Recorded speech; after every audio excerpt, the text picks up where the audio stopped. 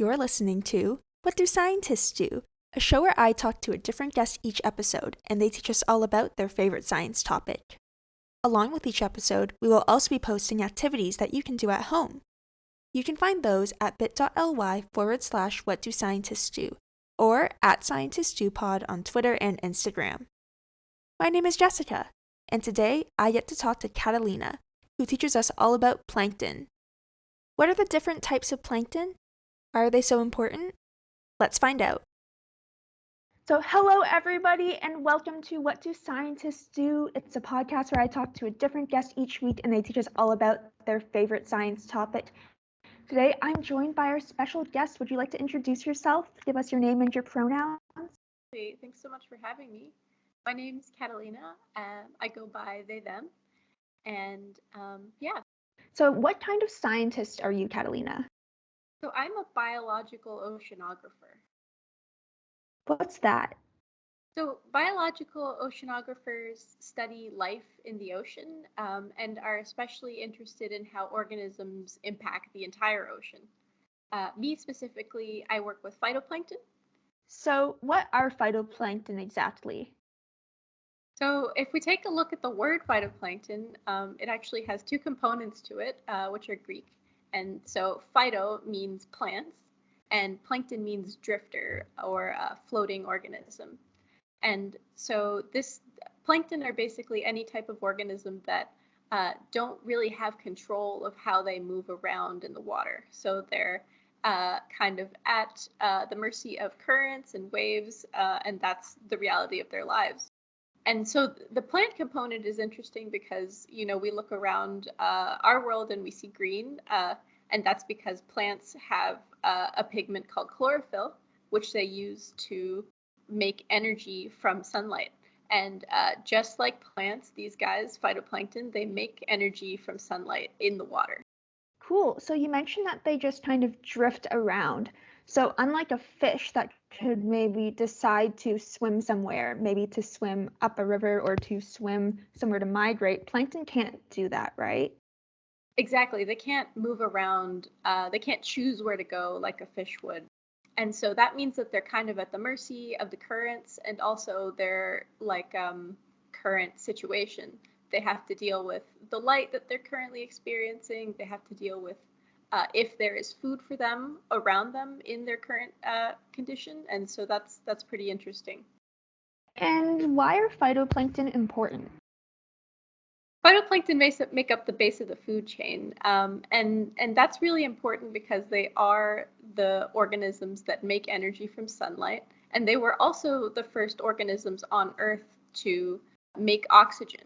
So about 2.5 billion years ago, on Earth, there was no oxygen before this event, but we had a type of phytoplankton called cyanobacteria, which actually produced all of they created our atmosphere that we know today. And that's very important for us because we need to breathe in oxygen.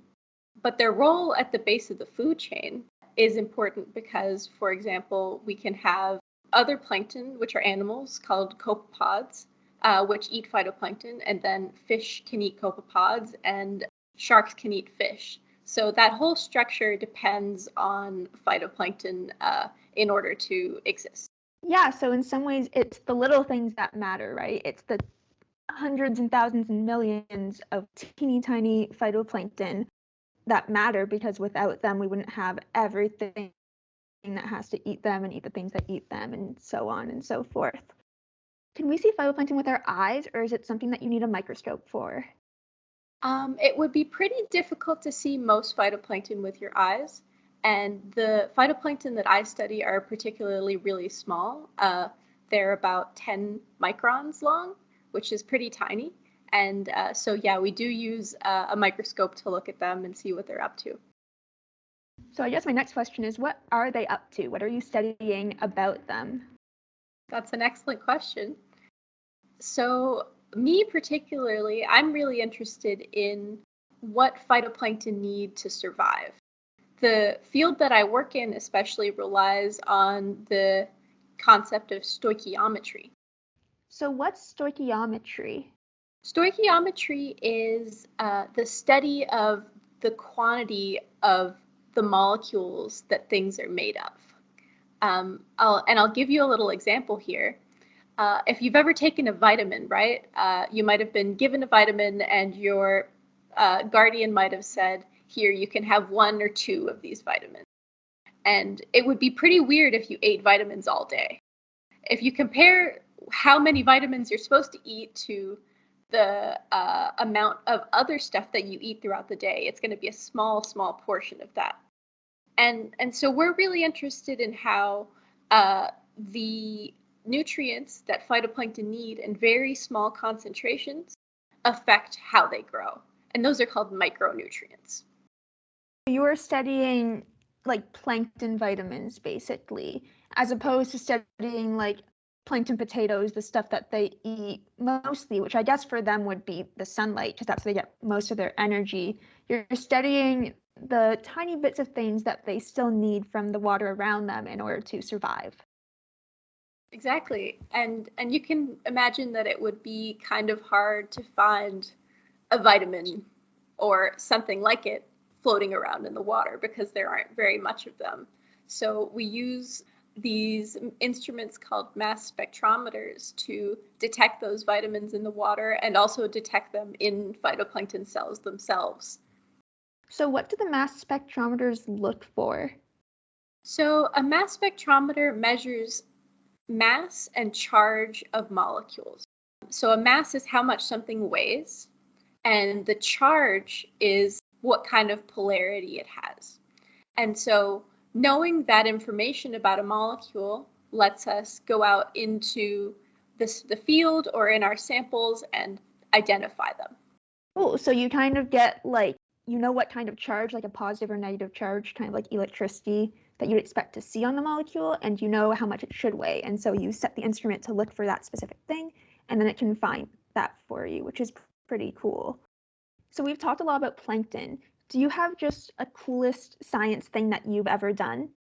Yeah, well, recently one of my favorite things that I was involved with is that along with a few other people that I work with, we got the chance to build a planktoscope. So what's a planktoscope? Because I've never heard of that before. Yeah, so a planktoscope it's an open source imaging microscope. So when I say open source, that means that anyone can access the plans to build this instrument. And we usually use imaging microscopes to take pictures of phytoplankton, and that lets us know how big they are, what they look like, how many of them are in the water. And an instrument like this could be very, very expensive. So the one that we made actually was much cheaper, and we were able to make it ourselves. And so what's really interesting about that is that people who might not have access to that very expensive instrument could learn more about phytoplankton where they are without having to spend a lot of money doing so. That's really cool, because we actually talked a lot about open source stuff with Shane, who was on a couple episodes before you, because we talked a lot about computer science and open source things and stuff like that. But it's really cool that you can have that kind of free community, people solving problems for each other and giving people instructions for things other than just computer science. You can also have it for things like building an actual planktoscope. So that's really, really cool. Is there anything else that you wanted to talk about? Yeah. So you asked why it's important to study phytoplankton before, and we kind of talked about the food chain and also oxygen. But I think another important thing to keep in mind is climate. So we as humans, when we do the activities that we like to do, like heating up our houses or driving our cars, we're burning fossil fuels. And fossil fuels come from the ground, and it's things like oil, natural gas, that sort of thing. And those fossil fuels are made up of carbon. And when we burn fossil fuels, we release carbon dioxide. And you may have heard of this concept already, but the world is getting warmer because of our production of carbon dioxide. And so phytoplankton, when they do their photosynthesis, they take up carbon dioxide and produce oxygen. So studying phytoplankton and the way that they work and how they use micronutrients is really important for us understanding how that input of carbon dioxide from our activities affects weather all over the world. Yeah, that's really cool because I guess there's so many phytoplankton that even if overall there's a tiny percentage increase or decrease in like how many phytoplankton there are, if there are millions and billions of them, that must make a huge impact on how much oxygen they make and the entire food chain because of that. Exactly. And some people even like to say that every other breath you take comes from the ocean because phytoplankton are responsible for half of the photosynthesis in the world, which is a lot. Wow. Yeah, because we talk about plants and photosynthesis and how they give us oxygen all the time, but we don't talk about phytoplankton as much, even though they seem to be just as, if not more important. Well, thank you so much for joining me today, Catalina. Thank you, Jessica. It was a pleasure. Yeah, and just remember, phytoplankton need their vitamins too.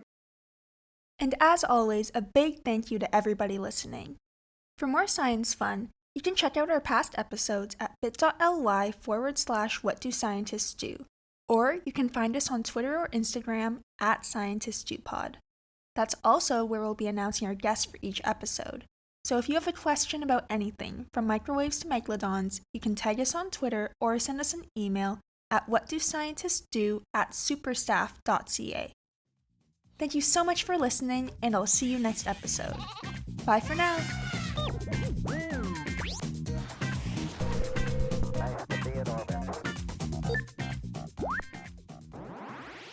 This podcast was made by Supernova at Dalhousie University, a network member of Actua.